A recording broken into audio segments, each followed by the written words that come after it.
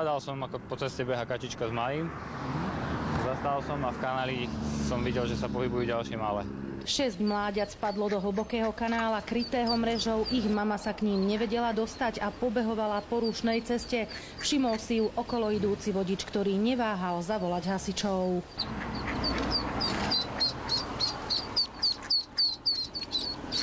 Za mamičkou. Moje, aké si rýchle. Zlaté to je. Upozorňovali odstavenými blikajúcimi autami okolo idúcich vodičov na to, že sa na ceste niečo deje, aby spomalili. Ďalšie mláďa uviazlo na druhej strane cesty.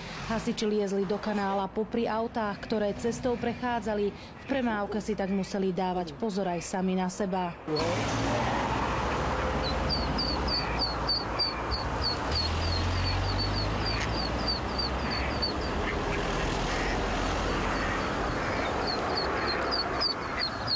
Behala určite aj s malým. Zo 3-krát by ich tu už bolo zrazilo.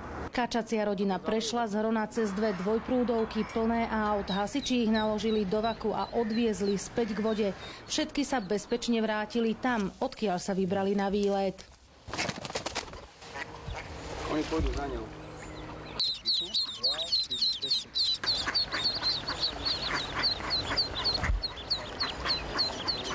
Z Banskej Bystrice Katarína Kováčiková, televízia JOJ.